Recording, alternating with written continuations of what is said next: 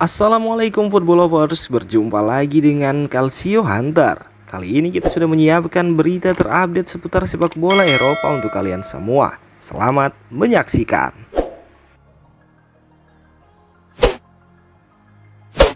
Francesco Camarda, harapan masa depan AC Milan yang sedang berkembang. Pemain muda berbakat milik AC Milan, Francesco Camarda, kini memikul ekspektasi besar baik dari negaranya maupun klubnya. Sebab meskipun usianya masih sangat muda, Camarda telah menunjukkan tanda-tanda perkembangan yang menjanjikan dan klub berencana untuk membiarkan dirinya tumbuh secara alami tanpa tekanan berlebihan. Keterlibatan Camarda dalam tim asuhan Paulo Fonseca tampaknya tinggal menunggu waktu. Pemain berusia 16 tahun ini sudah menarik perhatian dan kini mulai terlihat dalam lingkup tim utama Milan. Menurut laporan dari Gazzetta dello Sport, meskipun masih sangat muda, Camarda sudah menjadi bagian penting dari masa depan Rossoneri. Fakta bahwa ia sudah terlibat dalam acara-acara tim utama, termasuk menandatangani tanda tangan dan berfoto bersama penggemar, menunjukkan bahwa klub siap membimbingnya menuju masa depan yang cerah.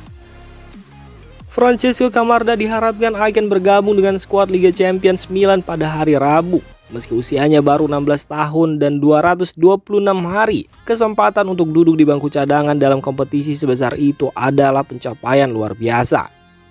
Ini menandai langkah penting dalam karirnya yang masih sangat muda. Namun sesuai dengan rencana AC Milan yang ingin mematangkan potensi besar dalam dirinya, Camarda tidak hanya menunjukkan bakat di lapangan, tetapi juga kedewasaan mental yang luar biasa untuk usianya. Ia menjalani kehidupan profesional dengan serius dan menunjukkan pemahaman mendalam tentang apa yang diperlukan untuk terus berkembang. Dukungan dari rekan-rekannya seperti Alvaro Morata yang memberikan pelukan hangat saat latihan menunjukkan bahwa pemain muda ini memiliki dukungan penuh dari tim. Meski beban ekspektasi besar, Camarda tampaknya siap meraih setiap kesempatan dengan tangan terbuka.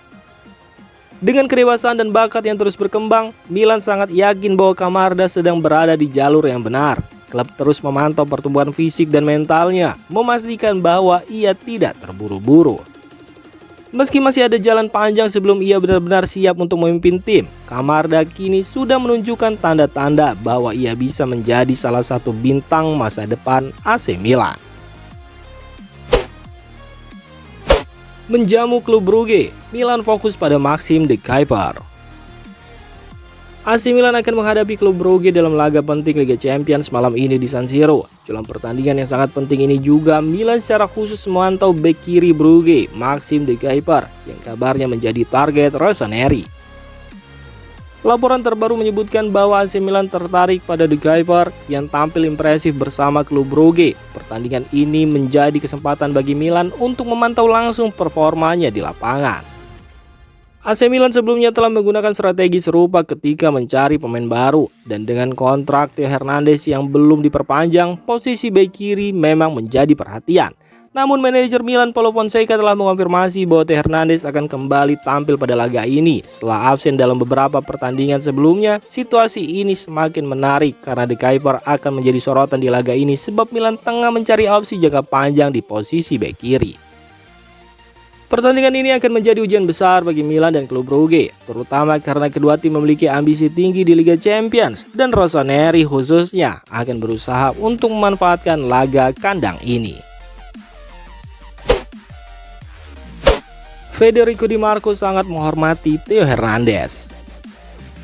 Federico Di Marco, salah satu bek kiri terbaik di dunia, menyadari persaingannya dengan bintang AC Milan Theo Hernandez. Dalam sebuah wawancara, pemain Inter Milan ini mengungkapkan kekagumannya pada Theo dan bagaimana ia ingin mencuri beberapa sifat dari bek asal Prancis tersebut.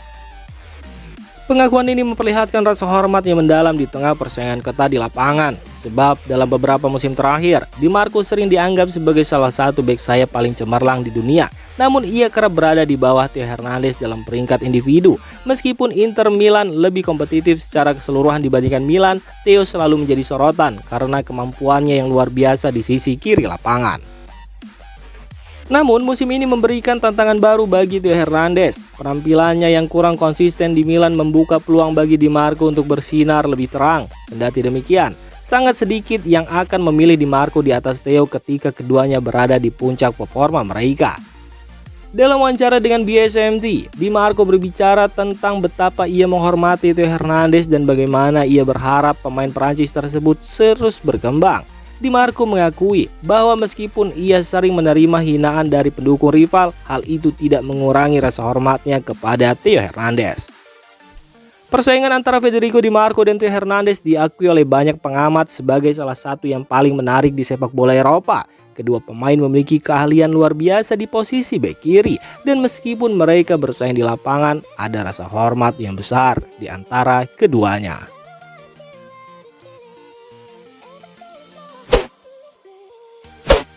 Rossoneri berusaha akhiri tren negatif. Setelah menderita kekalahan 3-1 dari Liverpool pada laga pembuka fase grup dan kekalahan 1-0 dari Bayer Leverkusen, tim asuhan Paulo Fonseca berada dalam tekanan besar untuk meraih hasil positif. Kekalahan lain akan membuat Rossoneri kalah dalam 3 pertandingan pertama di Liga Champions untuk kedua kalinya dalam sejarah mereka. Tercatat jika AC Milan hanya memenangkan 1 dari 9 pertandingan terakhir mereka di kompetisi klub UEFA. Sebuah catatan yang tentu ingin segera diperbaiki. Kekalahan dari Leverkusen membuat Milan tidak hanya kehilangan poin, tetapi juga kehilangan momentum yang semakin memperparah awal karir Fonseca di San Siro. Kini kemenangan atas klub Brugge sangat krusial untuk menyelamatkan perjalanan Milan di Liga Champions musim ini. Jelang laga ini, Milan mendapatkan sedikit angin segar di Serie A setelah menang 1-0 atas Udinese berkat gol cepat dari Samu Chukwueze. Meski harus bermain dengan 10 pemain selama lebih dari 1 jam setelah Tijani Reinders diusir keluar lapangan. Hasil ini menandai ketiga kalinya Rossoneri mencatatkan clean sheet di kandang musim ini, dan mereka berharap bisa menjaga performa tersebut saat melawan klub Brugge. AC Milan harus mengatasi tekanan untuk bangkit. Kemenangan sangat penting bagi Fonseca dan Milan jika mereka ingin menjaga peluang lolos ke babak berikutnya.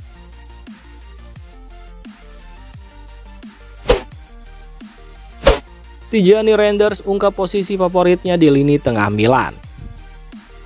Sejak direkrut dari AZ Alkmaar pada musim panas tahun lalu, Tijani Reinders menjadi sosok yang tak tergantikan di skuad AC Milan.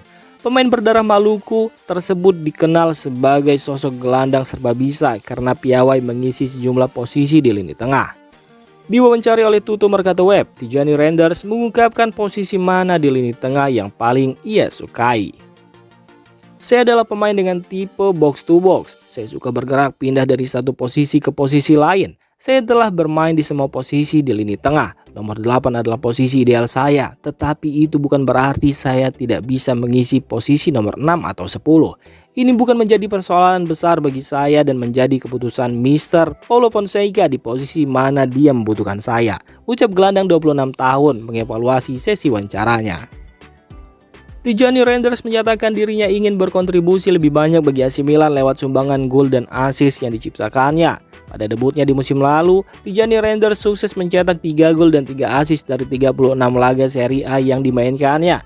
Sementara pada musim ini, ia baru mencetak 1 assist saja dari 8 giornata yang telah berlangsung.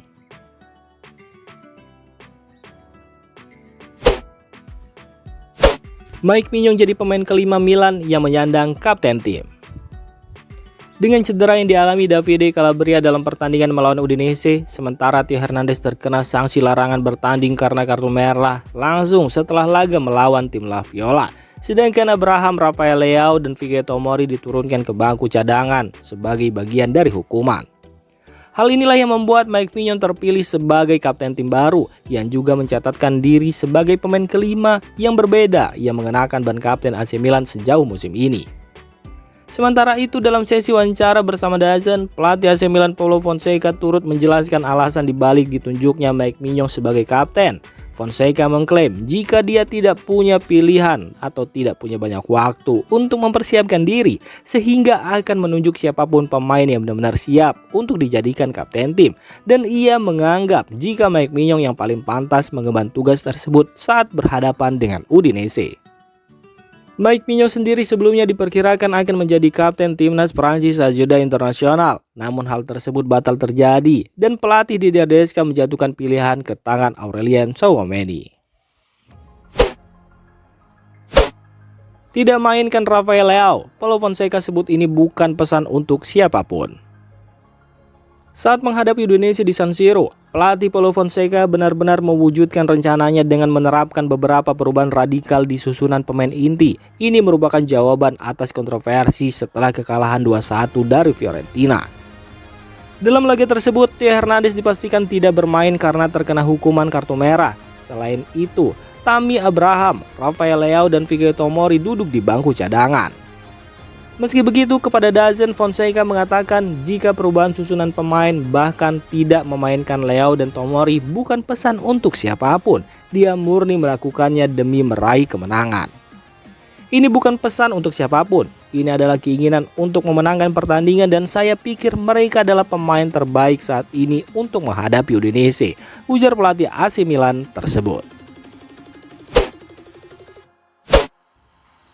Demikian informasi dunia sepak bola terupdate hari ini. Untuk kamu yang gak mau ketinggalan seputar informasi sepak bola Eropa, silahkan like, subscribe, dan share video ini. Terima kasih.